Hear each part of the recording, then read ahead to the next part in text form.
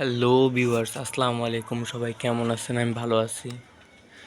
তো এইখানে অনেক কবুতর কম, আপনারা যা দেখতেছেন। তো দীর্ঘ অনেক দিন পরে আমি ইউটিউবে একটা ভিডিও দিতেছি। তো কবুতর কমায়া ফেলছি।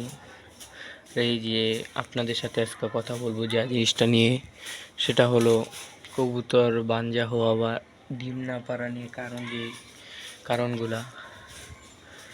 আমার এখানে হলো 3টানোর একটা মাদি, এইগুলো ছিল জোড়া। এখন প্রথমে দেখেন এই মাদিটা কিন্তু একদম দেখে সুস্থ একটা মাদি মনে হচ্ছে। তো এই মাদিটার কী সমস্যা? এই মাদিটা হলো বানজা হয়ে গেছে, ডিম পারে না। তো এই জিনিসটা হইলে আর কোনো চিকিৎসা নাই বললেই চলা যায়। টুকটাক কিছু চিকিৎসা আছে, সেগুলো যদি দেওয়া ঠিক করা যায় তাহলে যাইতেও পারে।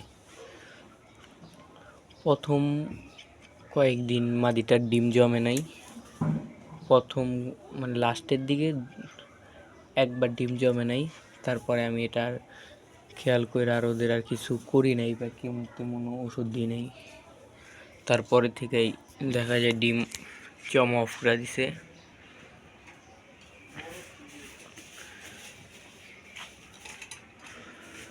এইটা আস্তে আস্তে একটা বড় সমস্যায় পরিণত হইব। তারপরে এই মাদি কবুতরটা আমার বাদ হয়ে যাবো গা, তাছাড়া তেমন কিছু করার নাই। কিন্তু নটটা দেখা যায় অনেক সুন্দর কোয়ালিটির এখনও আছে, কিন্তু মাদিটা ডিম জমে না এবং মানুষের ডিম নিয়ে বসে থাকে, মানে বাঞ্জা হয়ে গেছে পুরো বাদ ধরতে গেলে। তো সামনে আরেকটা ভিডিও আসবে, এই চুইনা বা একদম পিওর কবুতর চিনবেন কীভাবে তা নিয়ে একটা ভিডিও দিব সামনে। এখন এইখানে প্রথমে বাঞ্জা মাদি চিনবেন হলো যেহেতু কবুতরটা 15-20 দিন পর ডিম না পারতেছে, তারপর কবুতরকে প্লাস্টিকের ডিম দিবেন বা অন্য কবুতর ডিম দিয়ে যে সময় দেখবেন কবুতর ডিম নিয়ে বসতেছে, তখন কবুতরটাকে তখনই আপনারা বাঞ্জা ভেবে ধরে নেবেন। তখন আপনারা বিক্রিও করে দিতে পারেন বা রাখতেও পারেন, এটা আপনাদের ইচ্ছা।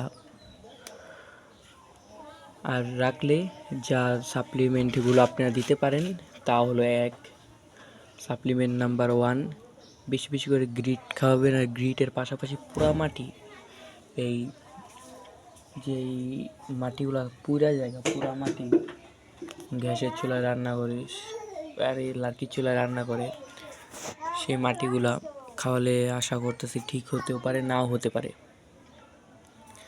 তারপর কৃমির কোর্স করাবেন, ভিটামিন সাপ্লিমেন্টে যা দেওয়ার A to Z দিয়া তারপর আবার জোড়া দিবেন। যদি পেয়ারিংয়ে দেখেন যে না পেয়ারিং সুন্দর লইছে বা ডিম পারছে, তখন আশা করা যে কবুতরটা ঠিক হয়েছে। আর যদি দেখেন যে না কোনো কিছুই আর বোঝা যায় না বা ডিমে বা কিছুই আরও হইতাছে না বা ওই হাড়িতেও বসে না, তখন এই মাদিটাকে বাঞ্জা বাই ধরে নেওয়া হবে।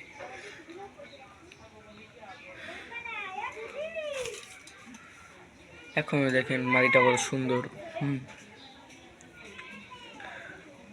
তো এই মাদিটা দেখা যায় আমি বিক্রি করে দিব, মাদিটা আর রাখবো না, কারণ যেহেতু মাদিটা নিয়ে একটু সমস্যায় পড়ে গেছি, আর তখন আর কি করব।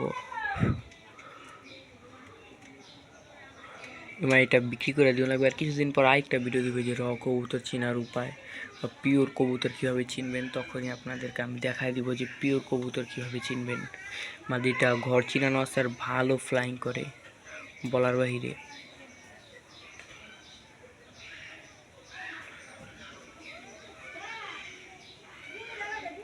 তো আপনারা অনেকে চিনেন না, যে মাদি বাঞ্জা হয়ে গেলে বুঝতে পারেন না, তো কৃমির কোর্সটা করাইলে বেশি ভালো হয়। বাঞ্জাটা বা ডিম না পারলে অনেক সময় কৃমির কোর্স না করানোর কারণে ডিম পারে না কবুতর। অবশ্যই ভালো মানের খাবার দিবেন, তো কবুতর ডিম পারবে। এটাই হলো মেন একটা জিনিস। কবুতরটা কিন্তু অনেক সুন্দর, এখন যেরকম দেখাচ্ছে কবুতরটা কিন্তু এরকম না, কবুতরটা অনেক সুন্দর একটা কবুতর।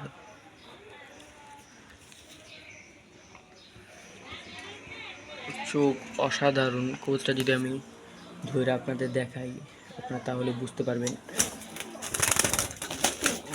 কবুতরটা ধরাই যাচ্ছে না। এই যে দেখুন মাদিটা ধরছে অবশেষে।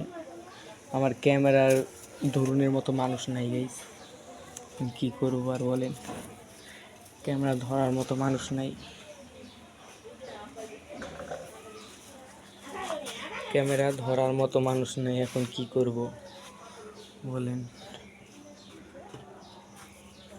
আপনাদের যদি আমি তাও শর্টকাটে দেখাইতে চাই, আমি বিত্তে আইসা পড়ছি শর্টকাটে দেখানোর জন্য।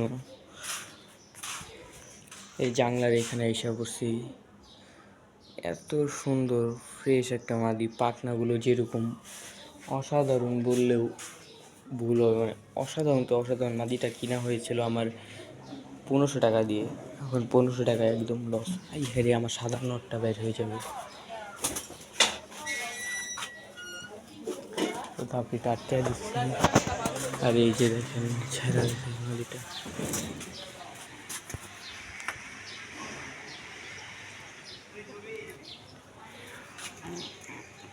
ছায়রা দেখালে বুঝতে পারবেন যে কিরকম।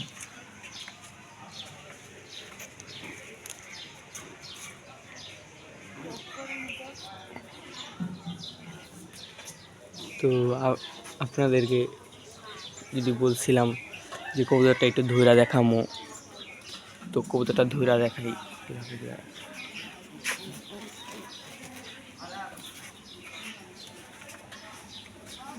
সমস্যা নেই,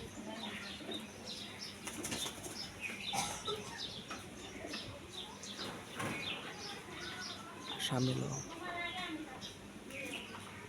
তো কবুতরটা কিন্তু অসাধারণ, কিন্তু কবুতরটা ডিম জমে না।